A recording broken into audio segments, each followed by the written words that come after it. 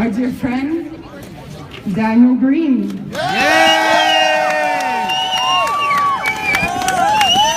Merci. Mon nom est Daniel Green, je suis leader adjoint du Parti vert du Canada. Et le Parti vert a été une des premières organisations politiques à s'opposer au C-51.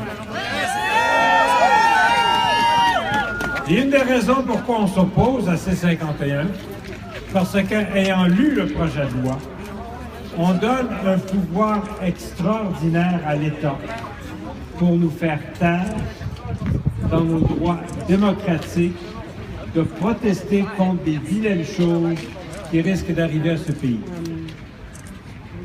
On a vu à travers le pays des gens protester.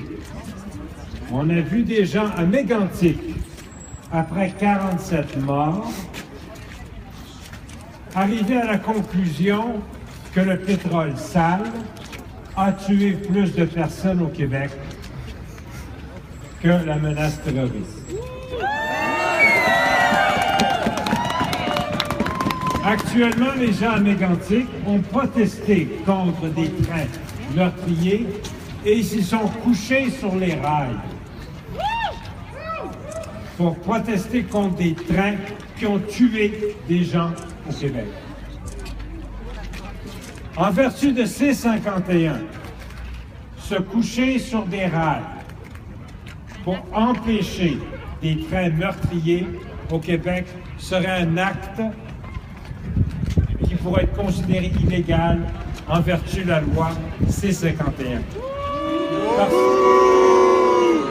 Parce qu'un chemin de fer qui transporte du pétrole sale, un pipeline qui transporte du pétrole sale, s'opposer à un train, à une ligne de chemin de fer ou à un pipeline qui transporte des choses dangereuses est illégal parce qu'on occupe une installation nécessaire au développement du Canada. Donc, s'opposer à des choses qui risquent de tuer des gens pourrait être considéré comme étant un acte de sédition contre l'État canadien.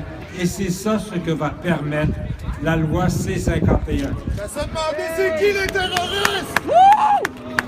J'ai vécu, moi j'avais 15 ans, quand le père de Justin a décrété la loi des mesures de guerre. Nous avons vécu au Québec la suspension des libertés civiles faite par l'État canadien. Et un petit jeune de 15 ans, et ma mère était syndicaliste, et quand on se fait dire qu'une loi canadienne peut littéralement arrêter quelqu'un et de garder quelqu'un en prison, en tout cas au moins garde à vue pendant 14 jours, sans même savoir qu'est-ce que cette personne aurait pu faire, ce n'est pas la démocratie. C'est la pente savonneuse vers un État totalitaire.